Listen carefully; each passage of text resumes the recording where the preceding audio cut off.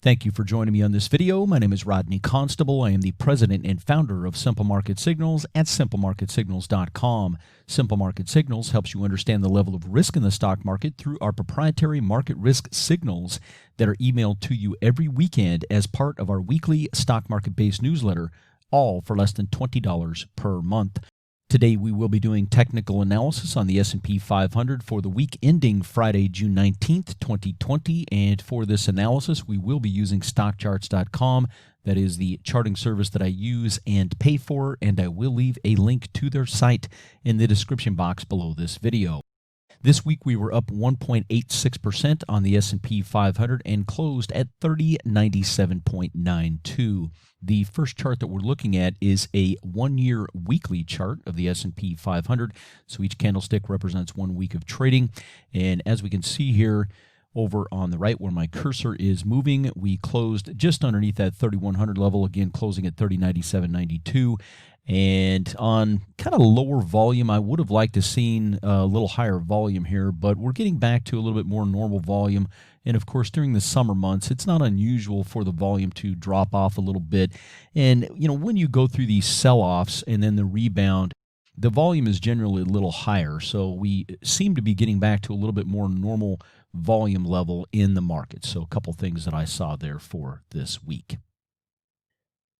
The next chart that we're going to look at is a 5-day, 5-minute chart of the S&P 500. So each candlestick represents 5 minutes of trading, and the blue line is just really for reference. It's set at 3,000, but it just gives us a visual reference point. What we can see here when we look back through the week is that we had a pretty good rally there on Monday. We gapped up on Tuesday, and from there we went sideways to slightly down for the balance of the week. So really all of the progress this week was made on Monday, and then the gap up on Tuesday's trading, and then again from there we just went sideways to slightly down. The next chart that we're going to look at is a 15-day, 15-minute chart of the S&P 500, and the blue line is now set at 3,100. And I thought what was interesting when I was looking at this chart is just how much of the trading over the last 15 days has been right at this 3,100 level. We can see this back 12 and 13 days ago, and then over this last week, you can see how important this 3,100 level was. And even today, on Friday the 19th, we dipped down below the 3,100 level for a few minutes, and then you can see it was almost like a magnet. It just sucked us right back above that. We got right to the unchanged line, which is that dotted blue line. So that's where we closed yesterday on Thursday the 18th. We got right back to the unchanged line and then bounced off of that, and of course closed just underneath the 3,100 level, but close enough there. And it's just really interesting how important this 3,100 level has been over the last 3 weeks. So we really will need to keep our eye on this 3,100 level. There's not a tremendous amount of support here in the long run, but in the short run, you can definitely see how important the 3,100 level has been. So we definitely want to keep our eye on this 3,100 level to see if it continues to hold up. Of course, if it doesn't, then we know we potentially have some problems. The next chart that we're going to look at is a 1-hour chart that goes back 1 month and 15 days. So to be technically correct, it's 32 days of trading that I have on this chart. And again, each candlestick represents 1 hour of trading. The blue line is set at 2,800 on the S&P 500. And that really is our strongest support level below where we're at. We'll take a look at that here in just a couple of minutes. But you may remember back on May 14th where we hit that intraday low right around the 2766 level, and then once we ricocheted off that, we had just a really nice rally that lasted up until June 9th and 10th, and then it broke down from there. So now let's overlay the Fibonacci retracements, and again we're going to start kind of towards the bottom end of where we traded on the 14th through current, because I want you to see something here. And so if we connect that right really at the bottom of that candlestick wick there, and I'm going to save this now. And all right, so what I wanted you guys to see is this entire movement here, the traditional Fibonacci retracements, 38.2, 61.8, and then 50% is not a true Fibonacci retracement, but it really does work in technical analysis. And what we can see here is where we pulled back right here last week, and really where we started on Monday, was right at that 50% retracement of this entire move that we had from May 14th until we peaked right here, actually, where we had one candlestick at the tail end of June 8th, as we can see here. So we had that really high candle, that 1 hour candle on June 8th, and then we've been in a downtrend since that point on June 8th. You can see, again, we've been in this downtrend, but this pullback came right down to this 50% retracement level, and then hopefully you guys can see this, but that lines up with the 3,000 level on the S&P 500. So it's just a couple of different ways of looking at the fact that the 3,000 level is super important on the S&P 500. You've heard me in the past talk about round numbers. Traders from even a century ago wrote how round numbers, in this case 3,000 on the S&P 500, act as a psychological support and resistance area. So, of course, we're above it right now, so 3,000 would be a psychological support area. But with this Fibonacci retracement down to the 50% level, that takes us down to 29.9954. Close enough, right? So, again, you can see that this 3,000 level is super important. We've looked on the other charts how this 3,100 level is really important. But I wanted you to understand that this movement that we had is not atypical. It's a pretty normal move in the market. You get a really nice rally like this, you give up half of it, roughly half of it, and then you bounce back and trade a little bit higher. So that is not abnormal at all. So just keep in mind that 3,000 on the S&P 500 is another key level to watch beyond the 3,100 level that we've already talked about. The next chart that we're going to look at is a 5-year weekly chart of the IWM. Of course, the IWM tracks the Russell 2000 small caps. And what we know is you really cannot have a super strong stock market, even when we're predominantly looking at the S&P 500, you really cannot have a super strong stock market without small cap participation. And we can see that there's still a lot of weakness in the small caps. Yes, the index was up 2.26% this week using the ETF for the analysis on the index. So yeah, we were up 2.25%. That's great, but we're still trading well below the 40-week or 200-day moving average. And you can see here where we closed.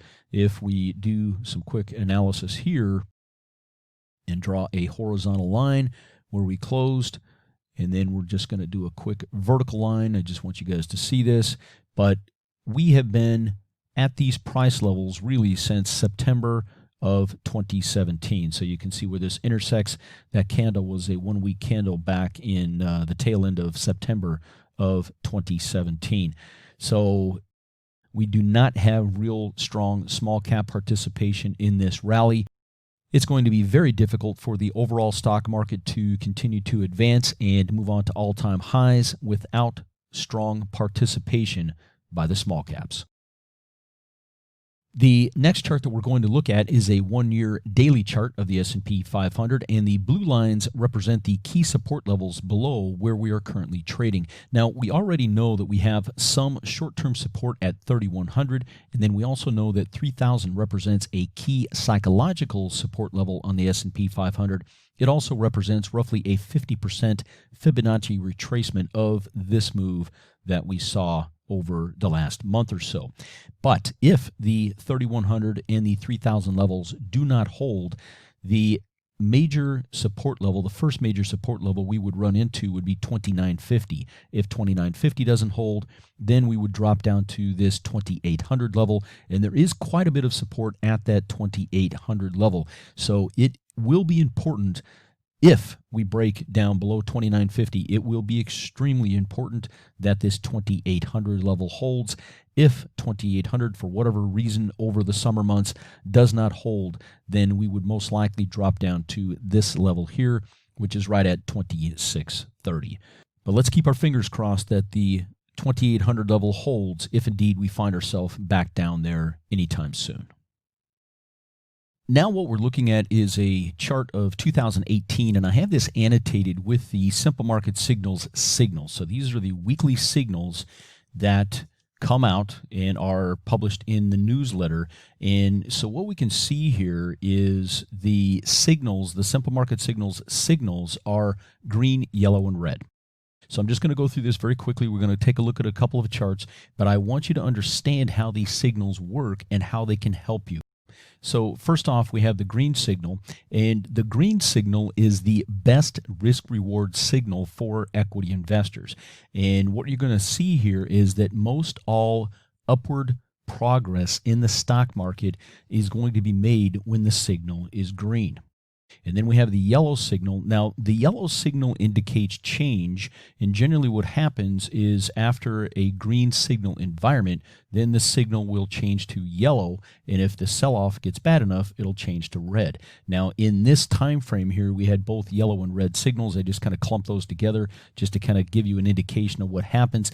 It's very, very hard to make money in the stock market when the signal is either yellow or red, okay? So again, most all of your upward progress in the stock market is going to happen in the green signal environments.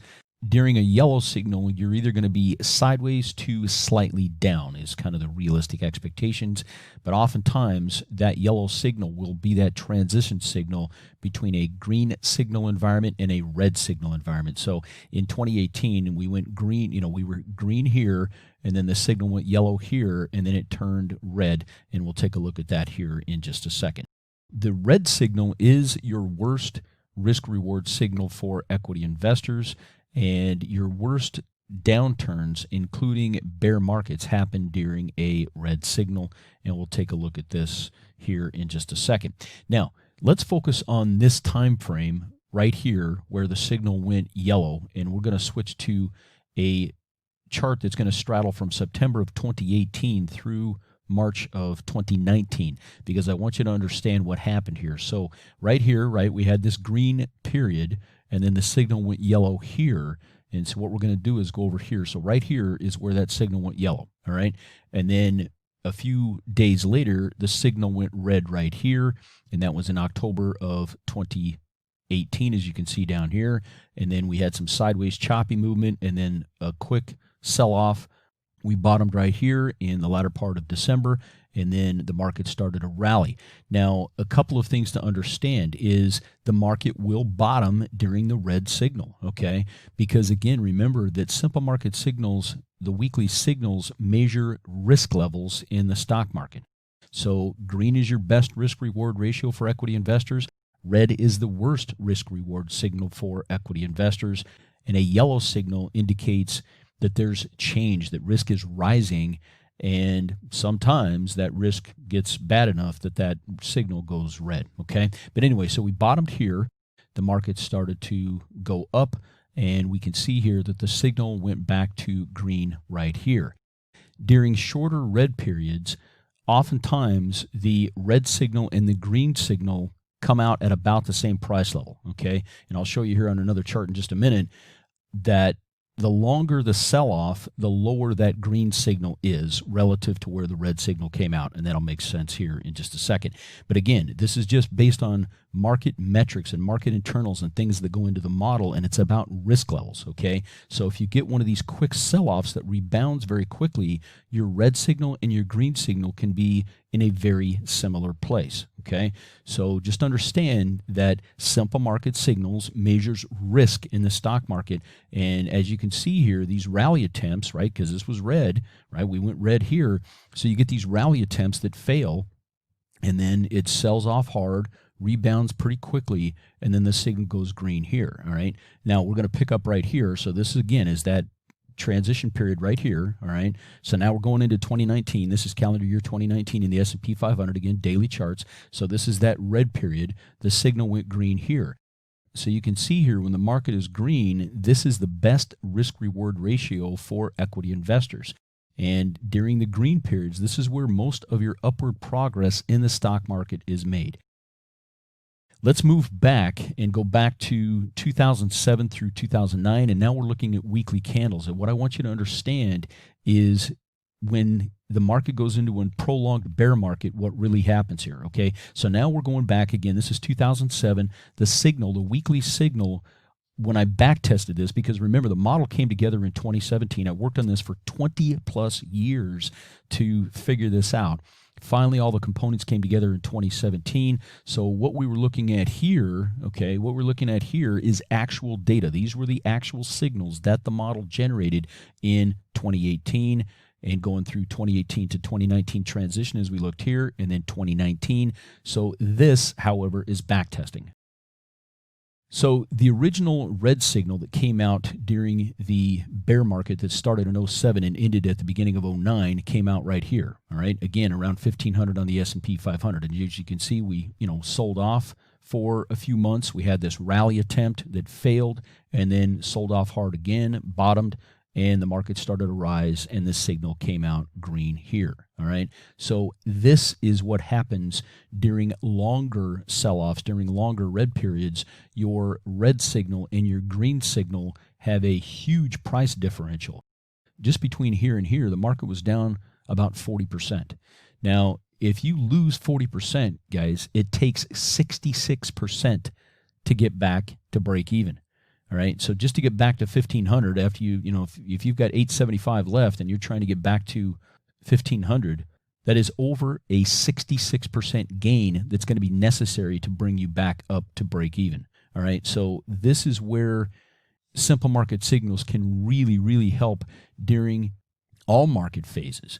But if it can help you minimize your losses during downturns, regardless of whether it's a multi-year downturn that ends up being a super long bear market or a shorter downturn like this, if you can use the signals to help minimize your losses and maximize your gains, right, during the green periods, that is where this thing is really going to help you, okay?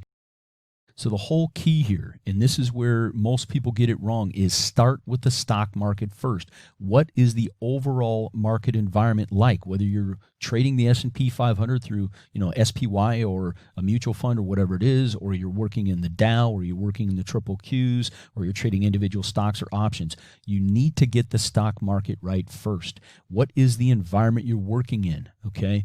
Are you in a green environment? Are you in a yellow environment? Are you in a red environment? Get the market environment right first, and then everything else becomes so much easier after that. If you are a financial advisor or an individual investor that manages any of your own money, including in your 401k, 403b, your IRAs, or of course your trading account, I would encourage you to take a serious look at Simple Market Signals, which is my personal risk management model that I have now made available to the public. For those of you who would like to learn more about how Simple Market Signals can help you in both up and down markets, here's some additional information. As part of the Simple Market Signals model, there are three powerful indicators. There's the Simple Market Signals proprietary risk level signal. There's the short-term trend indicator, which helps clarify short-term moves in the overall U.S. stock market. And a normal signal length for the short-term trend indicator is anywhere from 1 or 2 days to 7+ weeks. Then there's the general trend indicator, which is designed to stay positive during the bulk of most uptrends and negative during the bulk of most downtrends. And a normal signal length for the general trend indicator is anywhere from 2 weeks to 5+ months. We disseminate the information through the Simple Market Signals weekly newsletter. In the weekly newsletter, you will receive the proprietary risk level signal on the overall U.S. stock market. You will also receive the proprietary risk level signal on all 11 major sectors of the S&P 500. You will also receive the short-term trend indicator signal. You will also receive the general trend indicator signal. You will also receive market and sector performance information over multiple time frames. You will receive a recap of what happened in the stock market for the past week. You'll also receive technical analysis information, fundamental analysis information, and yield curve information. There is a ton of information every week in the Simple Market Signals newsletter. And a subscription to Simple Market Signals is just $19.95 per month. That's less than 67 cents per day. It's billed monthly on your credit card. There are no contracts. You can cancel anytime, and Your first 2 weeks are free. And guys, I want to set realistic expectations here, okay? The newsletter isn't fancy. It's effective. It's plain text, no color, no fluff. And please note that due to international compliance regulations, you must be at least 18 years old and a citizen of the United States of America who is currently living in the U.S. in order to subscribe to Simple Market Signals. And again, that is just due to international compliance regulations. Now let's recap what you will get with your Simple Market Signals subscription. You will get the weekly emailed newsletter with all of the contents we just talked about.